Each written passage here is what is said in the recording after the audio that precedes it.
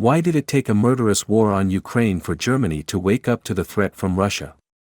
The invasion has plunged Germany into an agonized debate about its history. This process is only just beginning. Under the veneer of Western unity in support of Ukraine, reactions to the war across Europe have been informed by different countries' readings of their own history, of earlier conflicts on this continent, and by their conceptions of Russia's national character. There is no automatic consensus within democratic societies about the lessons of the past, nor should there be. Remembrance is often selective, and the way ahead involves a discussion about what went wrong before. Nowhere has this process of revisiting the past in search of the right decisions for the future been more fraught since the Russian invasion than in Germany. Over the past 16 months, the country has ended its heavy dependence on Russian oil and gas, abandoned its reluctance to send weapons to the war zone, and turned into one of Ukraine's most important military and financial backers after the US. Most Germans now support this policy shift, or Zeitenwende, turning point, as Chancellor Olaf Scholz terms it, but public debate about the future of Germany's security policy has not stopped. And arguments about history play a prominent part. The brutality of Russia's aggression against Ukraine, Putin's blatant disregard for international law, and his explicit threats against the West have compelled Germany's political and intellectual elites to reconsider long-held and widespread assumptions about the lessons for Germany of the Second World War and the Cold War. The significance of this change should not be underestimated, nor should anyone be surprised that it remains precarious and contested.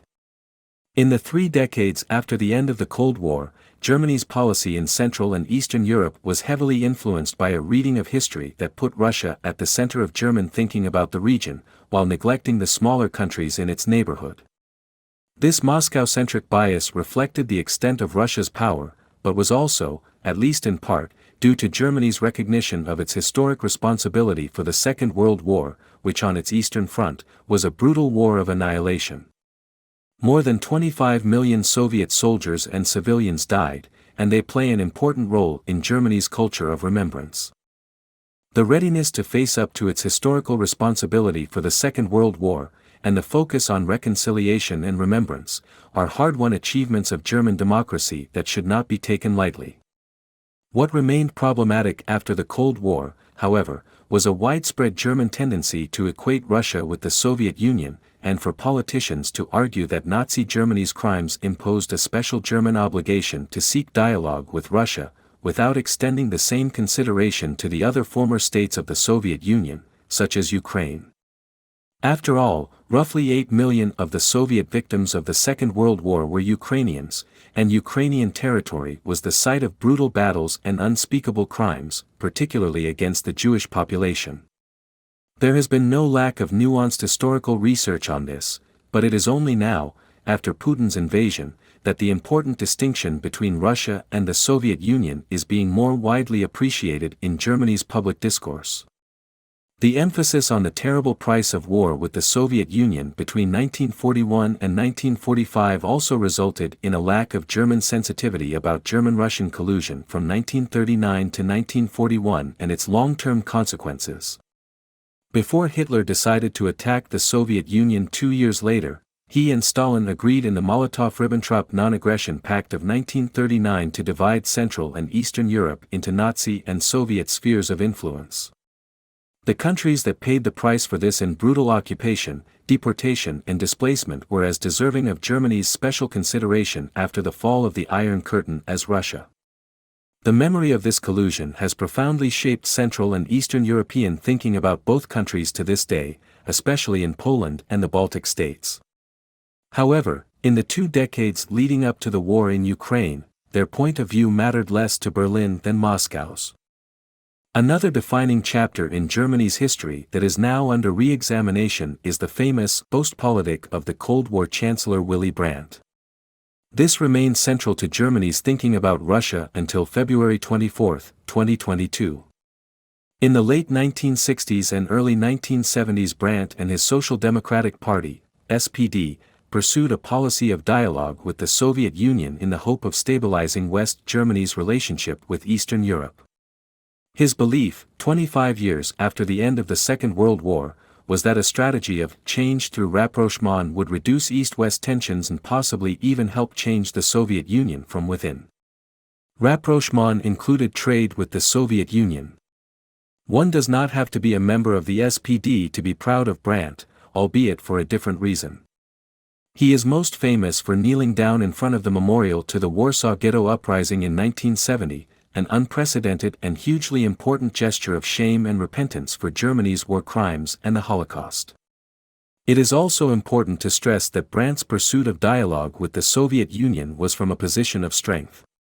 West German defense spending was at 3% of GDP a year during his time as Chancellor, vastly higher even than what is envisaged in Germany's first national security strategy, published on June 14.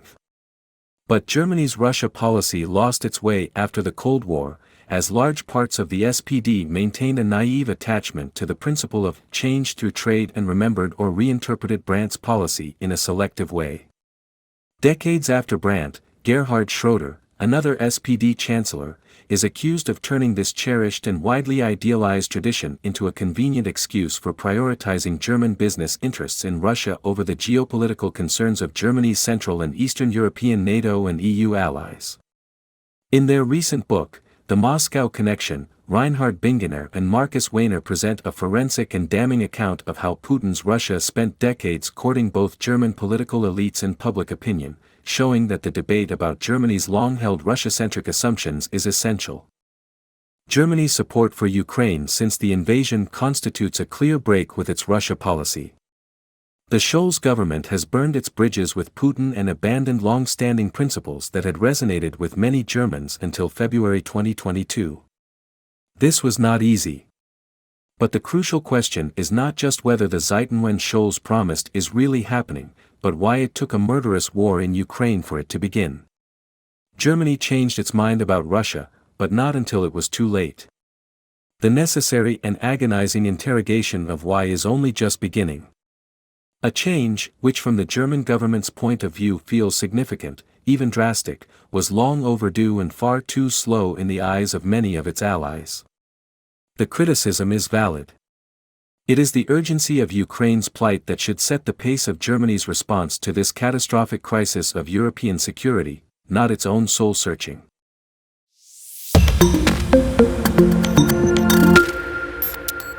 Why did it take a murderous war on Ukraine for Germany to wake up to the threat from Russia? The invasion has plunged Germany into an agonized debate about its history. This process is only just beginning. Under the veneer of Western unity in support of Ukraine, reactions to the war across Europe have been informed by different countries' readings of their own history, of earlier conflicts on this continent, and by their conceptions of Russia's national character.